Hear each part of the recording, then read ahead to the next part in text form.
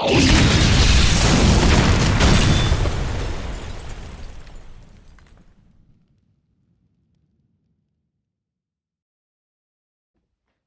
you doing, everyone? Scott back again for a small update.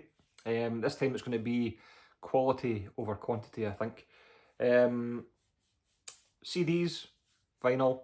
The last couple of weeks I've just been going mad for CDs. I'm kind of in that kind of zone. I'm finding all these really cheap CDs that I can't really turn down. Mostly from Music Magpie. So I've got a lot of CDs in, but I can't really talk about them just now because there's kind of older bands that I'm checking out that I've picked up a few of their CDs really cheap, and you know, I wouldn't really feel comfortable talking about them because I don't really know each album properly yet. But I'm going to show you one CD from Music Magpie that I got. It was cheap, as you can imagine. If you're not familiar with Music Magpie, it's a UK based company that sells brand new and pre-owned music, and a lot of their CDs go for next to nothing. So I picked up Iron Maiden, Flight 666, the album released off the back of the documentary. So 16 songs live from 16 cities, and you kind of know what you're getting with Maiden, so it's a kind of no-brainer to pick it up. Picked this up for £3 something delivered. So I mean, you get the usual Aces High, 2 Minutes to Midnight, Number of the Beast, Rime of the Ancient Mariner, Iron Maiden, Moonchild, The Clairvoyant. This was off the back of the Somewhere Back in Time tour. So double CD for £3 whatever. Awesome. Didn't have it on vinyl or CD, so it was a no-brainer. Next one is going to be a brand new release, and if you're like me, you weren't really bothered about it coming out, but now that I've got it, it's awesome. Todd La Torre and Rejoice in the Suffering. Yeah, when I saw this album was coming out and I saw people talking about this album, I thought, really? It's really that good, is it? It was on my radar, but it wasn't one that I was really necessarily going to pick up. But one day I went on YouTube and I listened to the songs that were available. I think the whole album's on YouTube now, but I think there was 2 or 3 songs on YouTube that were available to listen to. Gave them a listen. I thought they were absolutely brilliant. So I thought, do you know what, I'm going to go in, I have to pick up this album. When I got the album in, stuck it in the CD player, and it's been in 4 or 5 times so far. It's that good. It's brilliant. Todd La Torre does an amazing job. I mean, there's elements of Jeff Tate in there, obviously. Rob Halford, Bruce Dickinson. There's thrash elements in there, traditional heavy metal elements. There's guttural vocals. You know, there's everything packed onto one album that just keeps you gripped from start to finish. My favourites so far, Dogmata, which kicks off the album, Pretenders, Rejoice in the Suffering, the title track, Darkened Majesty, Vanguards of the Dawn Wall, some standout tracks. So, I mean, I thought this was going to be a kind of a cash grab because of COVID. You know, I'll go in the studio, I'll pump out an album and try and make some money while I can't tour. But it's not like that at all. I mean, that might be why he done it, but it doesn't come across like that. This comes across as a really well put together, well produced album that I'm guessing is going to be in a lot of people's top 10 lists this year. So yeah, I couldn't recommend this highly enough. If you've not heard this, give it a shot. It's not a Queensryche ripoff. It's Todd La Torre doing something brilliant. Pick it up. Rejoice in the Suffering. Awesome. So onto the vinyl. This is going to be a kind of mix of stuff that's been in the inbox for ages and stuff that I've just picked up. So, first one is going to be Creator. This has been in the inbox for, I don't know, 6 or 7 months. Kind of got lost in there when I bought it. Picked this up really cheap on Amazon, probably around 13, 14 quid. I got this the same time as Liam, the Death to Metalhead. He picked it up when it was the same price. It was going really cheap. And, you know, you can't pass up these Creator albums at that price.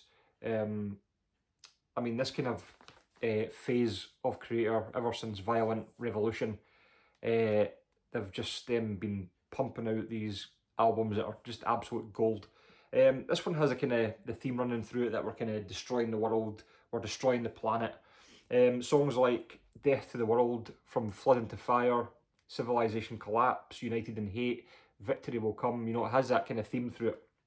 But as usual, melodic, heavy, and Millie Petrosa's vocals are superb, as usual. So, an awesome album.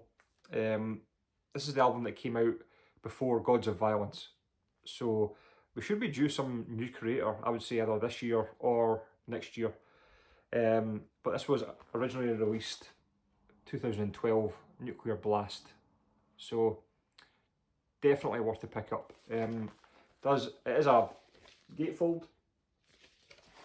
double vinyl, and it comes on this yellow vinyl with custom labels. So all round a really great package and for a great price.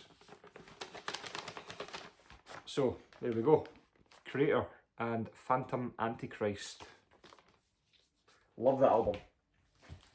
Okay, next up is another one that's been lying in the inbox for ages.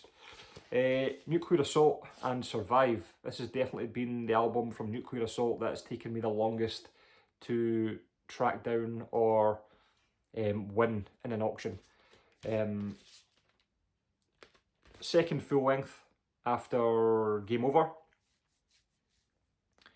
That you know Nuclear Assault. It's that aggressive, just classic 80s thrash. You know, I kind of see this as this could maybe be some people's favourite. It's not my favourite. I still prefer Handle with Care. But it has got that kind of more aggressive, that aggressive approach to it, rather than Handle with Care has that more catchiness about it. This is just kind of more straightforward aggression. But I absolutely love this, and finally, well, I say finally, it's been in the inbox for about 6 months, but I was really happy to pick this up. So there we go. Nuclear Assault and Survive. Definitely the one Nuclear Assault that took me ages to get. So after Handle with Care, you know, I wasn't really too fussed about what came after that. And then I saw this come up for a brilliant price. Out of Order, from 1991. And, you know, when I first listened to this, it wasn't the album, it wasn't the vinyl, it was on YouTube. I wasn't really too bothered, you know, it didn't really stand out to me as an album that was really a necessary pickup.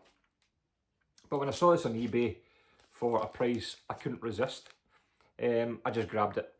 And do you know what? When I got the album in, I put it on the turntable, I was really surprised. I really enjoyed it. You know, it's not that kind of aggressiveness of Survive, it's not the catchiness, kind of melodicness of Handle with Care, but it does have its own kind of vibe about it.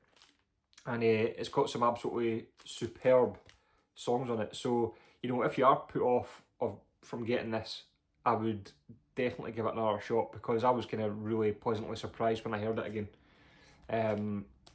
So that is a Nuclear Assault and Out of Order from 1981. So I think all I'm really looking for now is Brain Death. I've got Game Over, The Plague, Survive, Handle with Care, now Out of Order. Really just trying to get my hands on Brain Death, and I've missed out a couple of times and it has gone for pretty cheap, so kind of my own fault.